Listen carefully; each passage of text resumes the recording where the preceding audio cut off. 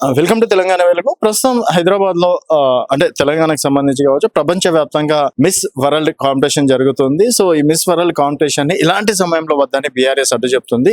అసలు ఎందుకు చెప్తుంది అనేది మాట్లాడడానికి ప్రస్తుతం మనతో పాటు కుర్వ విజయ్ గారు ఉన్నారు, బీఆర్ఎస్ పార్టీ రాష్ట్ర నాయకులు. విజయ్ గారు చెప్పండి, ఎందుకు ఇప్పుడు ఈ అందాల పోటీని వద్దని చెప్పేసి అంటున్నారు? అంటే మొత్తానికే వద్దంటున్నారా, లేకపోతే ఇలాంటి సమయంలో వద్దని చెప్పేసి అంటున్నారా? తెలంగాణ రాష్ట్ర ప్రభుత్వం ఏదైతే మిస్ వరల్డ్ ఏదైతే చేస్తా ఉందో, ఈవెంట్ చేస్తా ఉందో, ఆ ఈవెంట్ ఇప్పుడు చేస్తున్నటువంటి పరిస్థితిని మేము తీవ్రంగా వ్యతిరేకిస్తా ఉన్నాం. ఎందుకంటే ఒకవైపు దేశంలో ఒక ఉద్రిక్తమైనటువంటి పరిస్థితులు ఉన్నాయి. ఈ దేశం దాయాది దేశం అయినటువంటి పాకిస్తాన్ తో ఒక రకంగా చెప్పాలంటే యుద్ధ వాతావరణం జరుగుతా ఉంది. సైనికులు బార్డర్ లో చనిపోతా ఉన్నారు. అదే విధంగా ఎంతో మంది ఈ యొక్క యుద్ధంలో మన దేశం ముందుకెళ్లాలని కోరుకుంటా ఉన్నారు. దేశవ్యాప్తంగా ఎక్కడికక్కడే ప్రజా సంఘాలు కావచ్చు, రాజకీయ పార్టీలు కావచ్చు, విద్యార్థులు కావచ్చు, ర్యాలీలు, సంఘీభావ ర్యాలీలు చేస్తా ఉన్నారు. సైన్యానికి ధైర్యాన్ని ఇవ్వాలని, భారత సైన్యం ఇంకా పురోగతి చెందాలని, వారికి ఇంకా బలమైనటువంటి శక్తిని ప్రసాదించాలని ఎక్కడి వారు అక్కడి వారిని వేడుకుంటూ వారికి సంఘీభావ ర్యాలీలు చేస్తున్నటువంటి పరిస్థితి చూస్తా ఉన్నాం. ఒకవైపు ఉత్తరాది భారతదేశంలో, ఉత్తర భారతదేశంలో, అదేవిధంగా వెస్ట్ బెంగాల్ కావచ్చు, మొత్తం బార్డర్ రాష్ట్రాలు మొత్తం కూడా ఉద్రిక్తమైనటువంటి పరిస్థితులు నెలకొన్నాయి. వల్ల బ్లాక్అవుట్లు ప్రకటిస్తా ఉన్నారు, సైరన్లు మోగుతా ఉన్నాయి, అక్కడ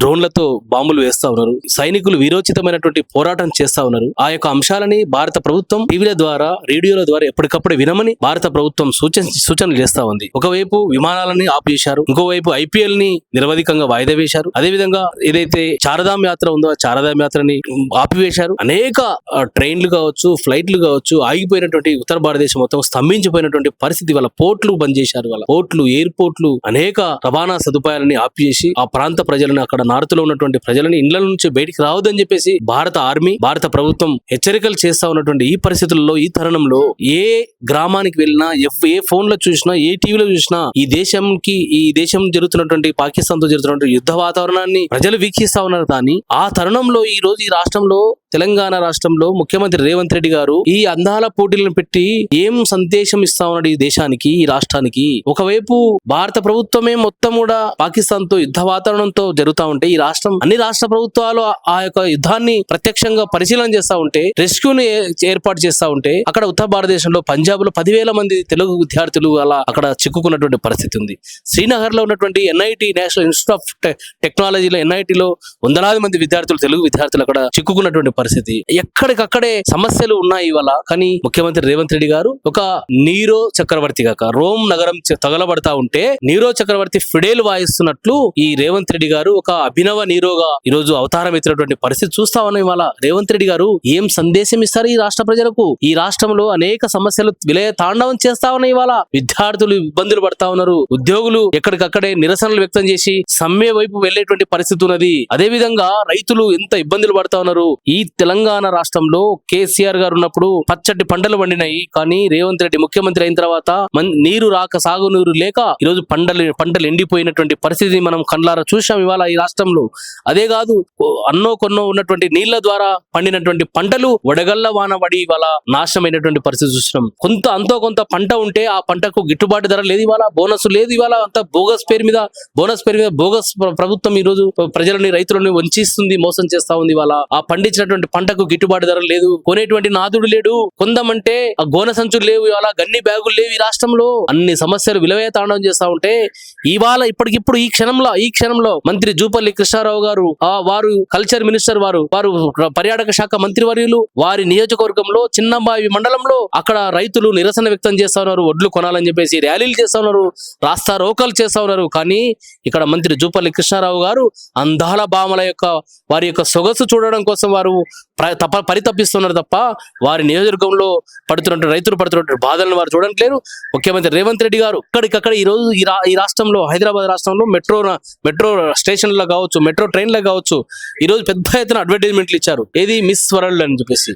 అందులో ఎవరెవరు ఉన్నారయ్యా అంటే ముఖ్యమంత్రి రేవంత్ రెడ్డి గారు, అదేవిధంగా ఉప ముఖ్యమంత్రి గారు బట్టి విక్రమార్క గారు, ఇంకొక మంత్రి జూపల్లి కృష్ణారావు గారు ఫోటోలు ఉన్నాయి తప్ప ఒక్క వీరనార మహిళగా ఫోటో కూడా లేదు. అంటే వీరి తాపత్రయం ఎంతసేపు ఉన్న ఈ యొక్క మిస్ వరల్డ్ అందాల పోటీలు పెట్టి ఏం ఉద్ధరిస్తా ఉన్నారు రేవంత్ రెడ్డి గారు? జయేష్ రంజన్ గారు, మీరు ఒక అధికారి, మీరు ఏం మాట్లాడుతున్నారు? తెలంగాణ దిశ మారుతుంది అందాల పోటీల నుంచి. ఎట్లా మారుతుంది తెలంగాణ దశ ఏ రకంగా మారుతుందో మీ దగ్గర రోడ్ మ్యాప్ ఉందా అని బీఆర్ఎస్ పార్టీ తరఫున డిమాండ్ చేస్తా ఉన్నాం. అందుకనే కార్ రేసింగ్ ది కేసు పెట్టినందుకే మీరు ఈ విధంగా కావాలని అందాల పోటీలను అడ్డుకోవాలని అది ఫార్ములా ఈ రేస్ అనేది ఈ రాష్ట్రంలో ఒక బలమైనటువంటి పెట్టుబడులు తీసుకొచ్చి పెద్ద ఎత్తున ఈ రాష్ట్ర యువతకు ఉద్యోగాల కల్పనలో భాగంగా అది పెద్ద ఫార్ములా ఈ రేస్ ని తీసుకొచ్చినటువంటి పరిస్థితి కేటీఆర్ గారిది.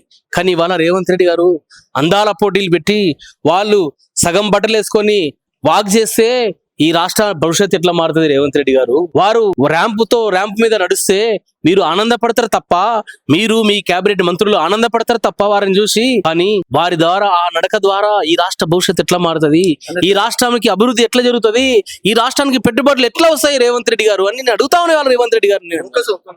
ఇంటర్నేషనల్ ప్రోగ్రామ్ ఏంటి దానివల్ల హైదరాబాద్ వైపు చూసే చాయిసెస్ ఉంటాయి కదా, హైదరాబాద్ వైపు చూసి ఏం చూస్తున్నారు అంటే నేనేమంటే ప్రపంచమంతా ఇక్కడ అమెరికా కావచ్చు, యుద్ధాన్ని అర్థం పెట్టుకొని ఇలాంటి కార్యక్రమాలు చేయొద్దంటారా? ఇంటర్నేషనల్ అమెరికా కావచ్చు, చైనా కావచ్చు, రష్యా కావచ్చు, ప్రపంచ దేశాలు ఈ యుద్ధం వైపు యుద్ధాన్ని నిశ్చితంగా పరిశీలిస్తా ఉన్నారు. ప్రపంచం అంతా కూడా భారత్ పాకిస్తాన్ జరుగుతున్నటువంటి ఈ యొక్క భీకర పోరును వాళ్ళు ప్రతి క్షణం అనుక్షణం టీవీలలో ఇంటర్నేషనల్ మీడియా, నేషనల్ మీడియా మొత్తం అన్ని రాష్ట్రాల మీడియాలు యుద్ధాన్ని చూపిస్తున్నాయి. కానీ నువ్వు వచ్చి అలా అందాల పోటీలను నిన్ను ర్యాంప్తో నడిపిస్తా అని చెప్పేసి అంటే నేను అడగని చూడడానికనా ఇది ఒక ప్రజలు ఉండాల్సింది ఉన్నది? యుద్ధం తర్వాత ఓకేనా యాక్సెప్ట్ చేస్తారా? నేనేమంటాను అంటే ఈ యుద్ధ వాతావరణం పోయిన తర్వాత ఒక ఆహ్లాదకరమైనటువంటి వాతావరణం ఉన్న సందర్భంలో మీరు ఈ ర్యాంపులు ఈ యొక్క అందాల పోటీలు పెడితే ఎవరైనా చూస్తారు. కానీ చూస్తారు అంతే తప్ప దానివల్ల వచ్చే ఒరిగేది ఏం లేదు. రాష్ట్రానికి 100 కోట్ల రూపాయలు ఈ రోజు ప్రభుత్వ ధనాన్ని వృధా చేస్తున్నటువంటి రేవంత్ రెడ్డి గారి యొక్క మొండి వైఖరి నశించాలి. వారు ఆలోచనలను విరమించుకోవాలి. తక్షణమే అందాల పోటీలని రద్దు చేయాలని బీఆర్ఎస్ పార్టీ డిమాండ్ చేస్తాం.